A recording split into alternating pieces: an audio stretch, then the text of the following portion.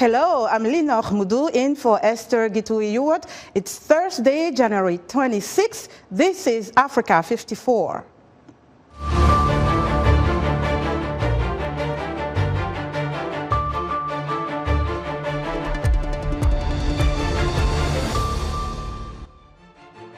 EU officials visit Africa seeking support against Russian aggression and Chinese ambitions, as well as promising investments. Tanzanian opposition Tundu Lissu returned home after years of exile in Belgium. Hear what he had to say to Africa 54's Esther Githui-Ewart before boarding his plane to Dar es Salaam. Germany and the United States announced that they will send several military tanks to Ukraine to help Kiev defend itself against invading Russian forces. All this and more on today's Africa 54.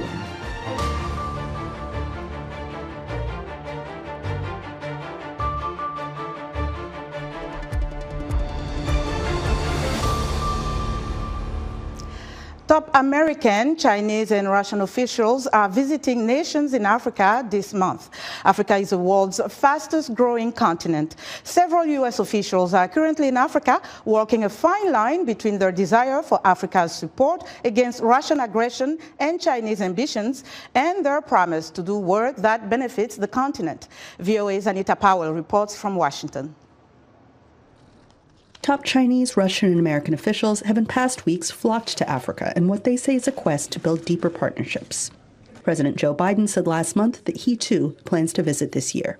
Washington says this is not about countering Russian and Chinese ambitions, but about building meaningful relationships in areas such as business, health, and peace and security. Our partnership in Africa is not about other nations.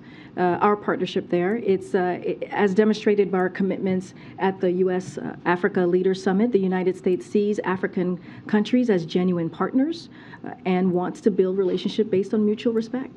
But the continent's top diplomat says Africa, which was brutally colonized by European powers for centuries, is no one's pawn. And he added, China understands that. Africa refuses to be seen as an arena for influence struggles. We are open to cooperation and partnership with everyone, as long as they respect our principles, our priorities, and our interests. The partnership we have with China is built on these principles. But as the most senior visiting U.S. official said recently, these great power rivals are keenly aware of one another's activities, especially as China and Russia flex their muscles globally. Many African countries are now plagued by high and unsustainable debt, and that's undeniably a problem, and much of it is related to Chinese investments in Africa. So I think that's simply a factual statement, but this is not for us, this is not a competition with China. We want to deepen our engagement with Africa.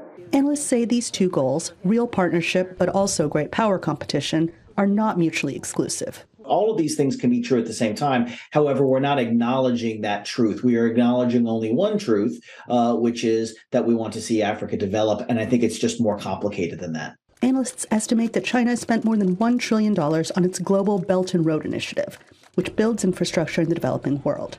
China maintains a strict stance of non-interference in other countries' internal affairs.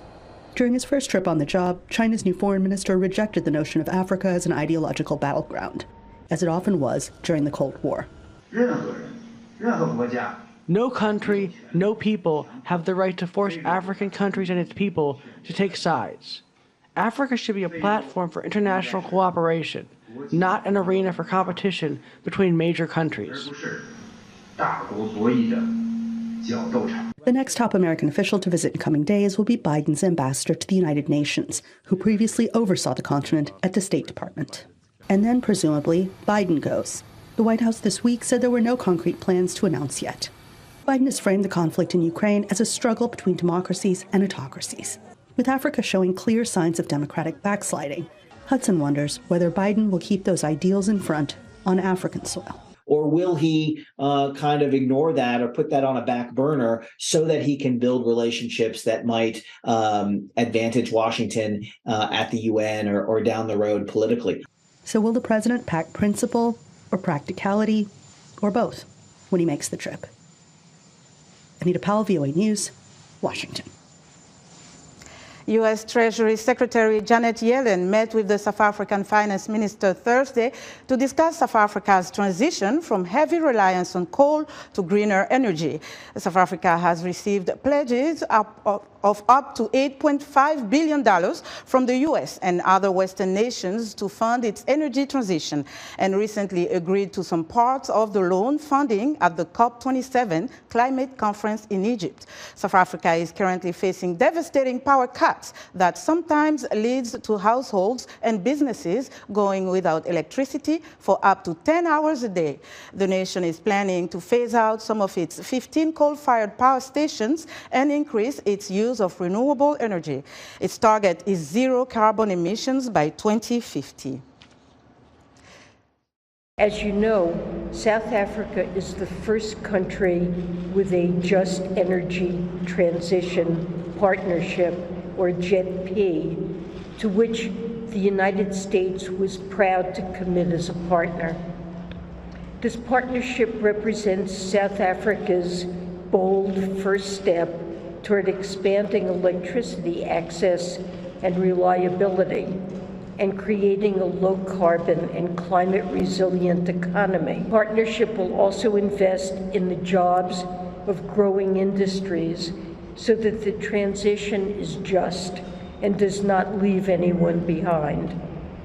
I've appreciated the minister's cooperation and insightful views in our talks so far, and I look forward to further discussions today.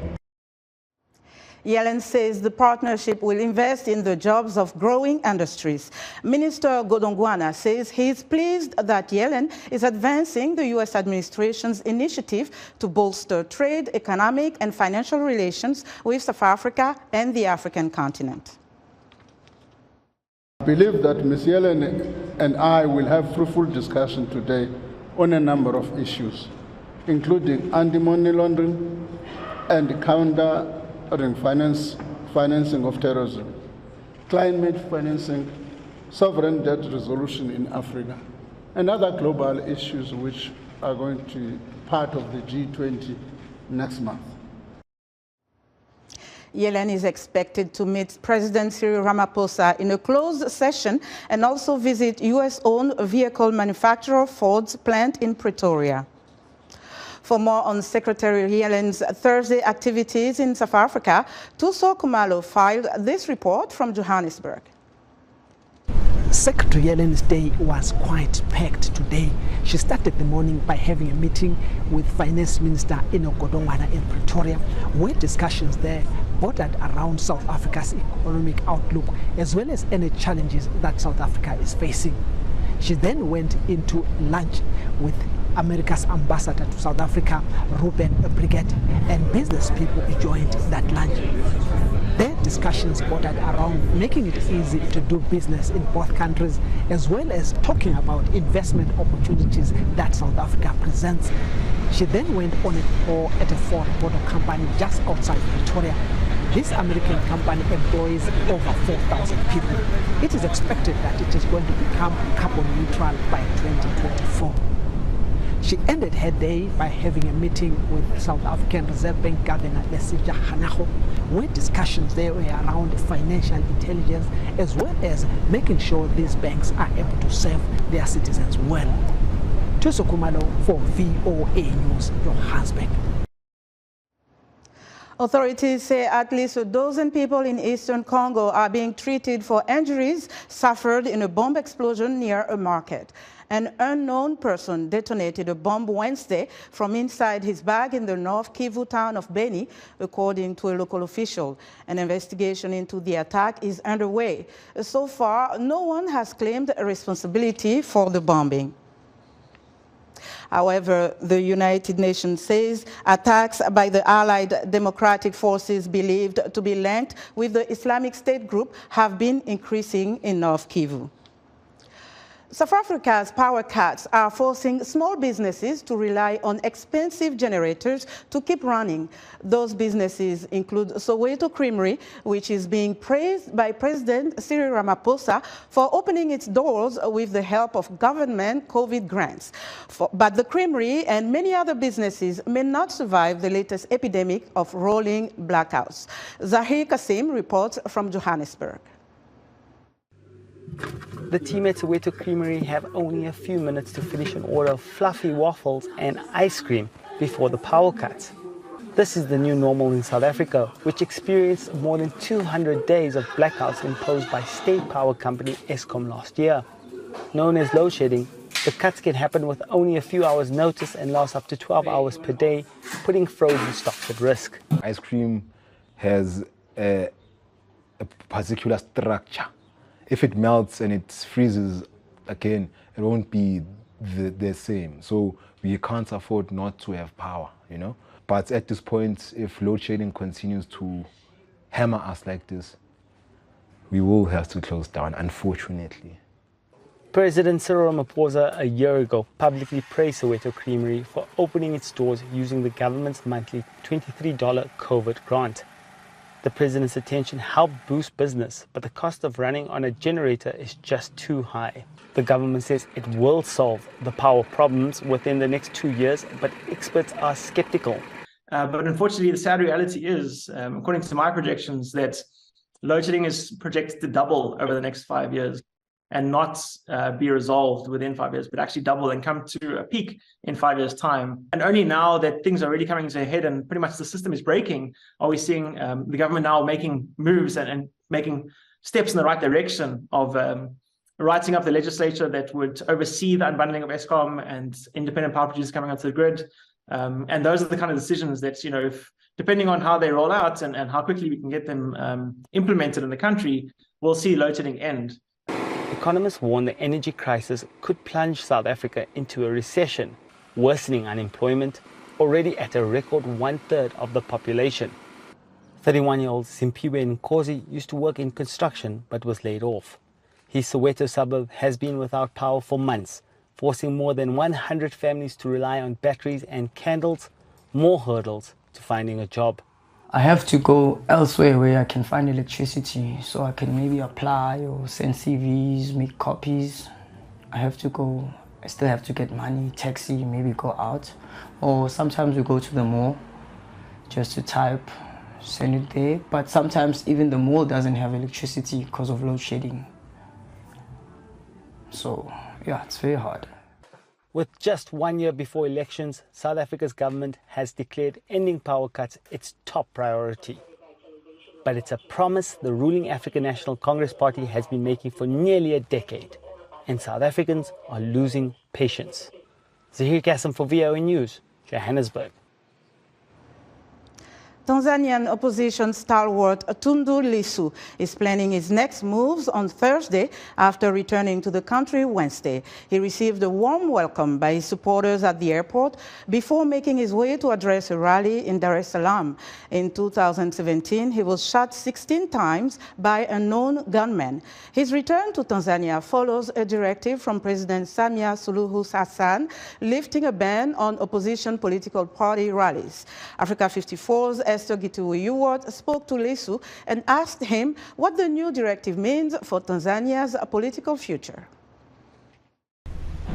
Well, President Samia's recent lifting of the illegal ban on political activity for the opposition means that we in the political opposition can now do what the law has always allowed us to do, and that is carry out political rallies, meetings, demonstrations in accordance with Tanzanian law. What the president did was actually to lift an illegal ban. We must underline that. Take us back to your own personal story, your personal political tribulations that had you maimed and perhaps left for dead, and how you moved on from there. Well, as you may remember, on September 7th of 2017 in the afternoon, I was attacked outside my parliamentary apartment in Dodoma, Tanzania, by people who have never been identified to date. And I was hit 16 times and left for dead, as you put it. But God is great. I was rushed to hospital, and thereafter I was rushed to Kenya, where I was in hospital for 4 months, and eventually I came to Belgium, where I spent 11 months in hospital and 25 surgeries in total. Now, talk to us about how your life has been in Belgium. I woke up one fine morning, went to my office. I never returned home. And I have not been able to return home ever since that fateful day, with the exception of the 3 months that I spent campaigning for the presidency in 2020. These have been some of the most difficult periods of my life, separated from my family, separated from the people I love, separated from the country that I have loved, that I call home, that I vowed to serve. So these 5 years have been very, very difficult. Are you confident that you can now return to active politics? Well, I never left political scene. I may have been out of the country, but I was never out of the country's politics. As you may remember, I returned in 2020 to face John Pombe Magufuli in the presidential race. And what happened, but I never left politics. So what were your reflections when you saw the Tanzanian opposition political parties meeting this past Saturday? I must say I was not entirely surprised by the high turnout. I wasn't entirely surprised by the massive and emotional reconnection with the people and their leaders. Mr. Lissu, if you do get a chance for a one-on-one meeting with President Samia Suluhu Hassan, what will your discussions be like?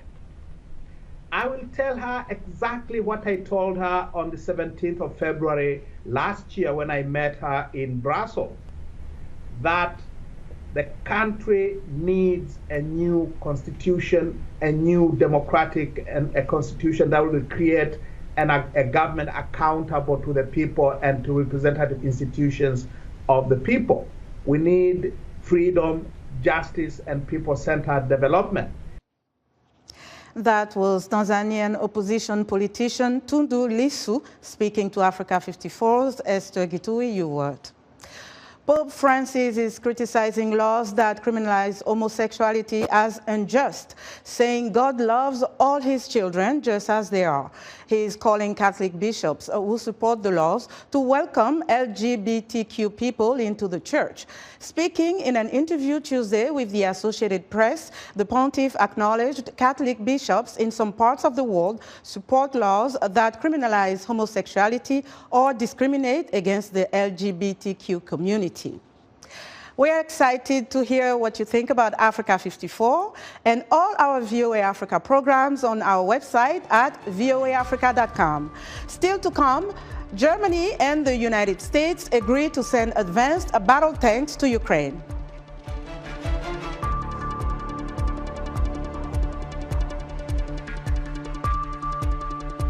The promise of a better life in a foreign land has become increasingly alluring to tens of thousands of Africans in recent years.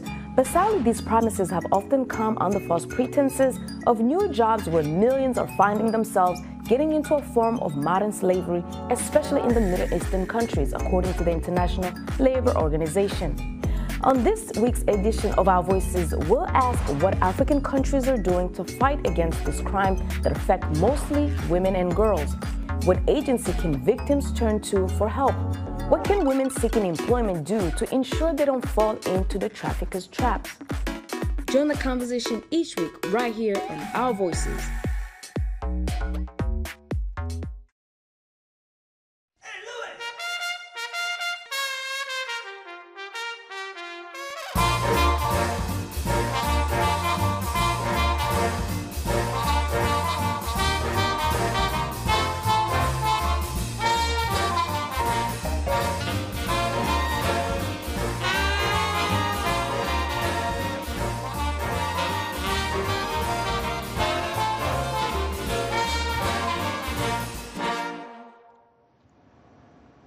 In other news, Ethiopian Prime Minister Abiy Ahmed visited neighboring Sudan Thursday for meetings with Army Chief Abdel Fattah al-Burhan. It was Abiy's first visit to Khartoum since the 2021 military coup. Pope Francis is expected to spend 2 days in South Sudan in February. The pontiff has wanted to visit predominantly Christian South Sudan for years, but his earlier plans were postponed due to the instability there, and a scheduled trip last June was cancelled due to the Pope's knee ailment. And Egypt's Al-Azhar, the Sunni Muslim world's most prestigious educational institution, is calling for the boycott of Swedish and Dutch products after far-right protesters destroyed Qurans in those countries. Emergency officials in Ukraine say Russia's latest widespread barrage of drone and missile attacks have killed at least 11 people. The attacks came just 1 day after Germany and the United States announced they would send advanced battle tanks to Ukraine. VOA's senior diplomatic correspondent Cindy Sain has more. President Joe Biden entered the Roosevelt Room at the White House Wednesday, confirming media reports of new military assistance to Ukraine. Today, I'm announcing that the United States will be sending 31 Abrams tanks to Ukraine, the equivalent of 1 Ukrainian battalion.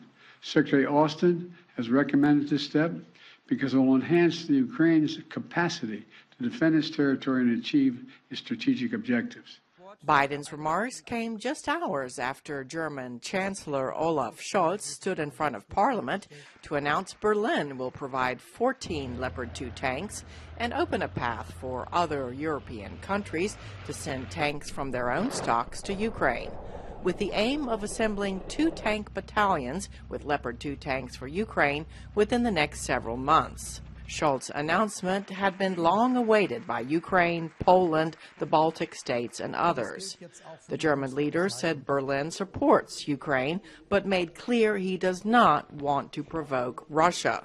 Vertrauen Sie der Regierung, vertrauen Sie auch mir. We must always make it very clear that we are doing what is necessary and what is possible to support Ukraine, but that at the same time we are preventing the war from escalating into war between Russia and NATO. And we will always continue to observe this principle. Biden thanked Scholz, saying Germany has stepped up for Ukraine. The U.S. leader also noted the purpose of the tanks is to help Ukraine defend its own land. There is no offensive threat to Russia. If Russian troops return to Russia, they'll be there where they belong. This war would be over today. That's what we all want, an end to this war, in just and lasting terms. Ukrainian President Volodymyr Zelensky had long been pleading for heavy tanks, saying it is not about 5, 10, or 15, but that Kyiv needs between 250 and 350 tanks. Military experts say the total number Allied countries have promised so far is about 90. In Moscow, Russia's foreign ministry has called any such decision dangerous and warned it will escalate the conflict. Cindy Sain, VOA News. The auto show is underway here in Washington, and it runs through Sunday, January 29th. More than 600 new models from over 35 manufacturers are featured. For more on the largest public show in the U.S. Capitol, I'm joined by Sunday Shomari, who is standing by live at the showcase. Hello, Sunday. Hello, Lido. How are you today? Great. Listen, you are there at the auto show. Tell us how significant is this event for consumers as well as the industry, and what are some of the highlights?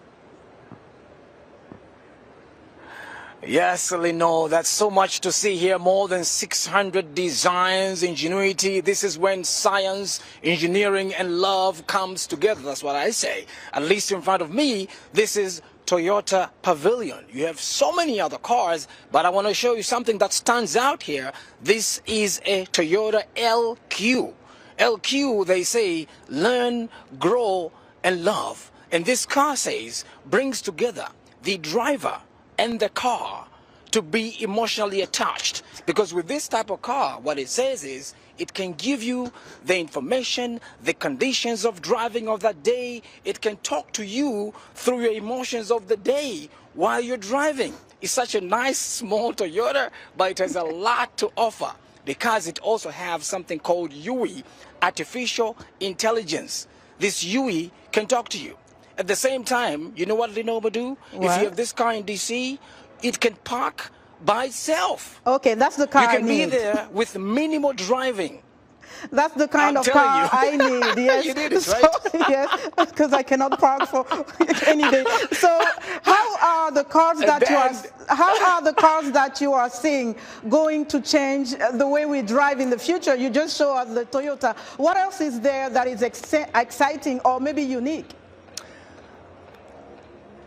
Yes, very unique. Also, you also have these mopeds like the ones you see in DC. This helps those with mobility issues, helping them to be able to use. There's a mobility moped right in front of me here, and also you can see a wheelchair at the back. It's a wheelchair that is automated Toyota and also using electricity. So this is something can help those who are in need, especially with mobility and all that. But also I want to show you something else. Probably you remember James Bond. You've been watching his movies and all that. Yes. There's something like that here, which is a car, and at the same time, this small little car can also be like a small little bike. This one can go in spaces in big cities like DC where we are. You can drive somewhere, this car can take you to those little places, little spaces, and just go in within and just takes one person at the same time. So it's like a car, it's like a motorbike, at the same time serving your needs in the big cities. So and also in the big city, there's another nice Toyota. Okay. Yes. Very quickly, Sunday, what is the average cost with all this innovation? The average cost for that Toyota I just showed you, LQ, is $85,000. Okay. So maybe it will be good for you, but I don't know. And also, maybe you can offer that. You have this big truck. My birthday is coming up, so yeah, remember that. Thank you, Sunday. Very nice car you have there. Thank you so much. Thank you so much, Lino. Great reporting and have fun there. Right, take care. That was Sunday Shomari reporting live from the Washington Auto Show. And that's our show for today. Be sure to watch Africa 54 on our website at voaafrica.com. From all of us here in Washington, thanks for watching.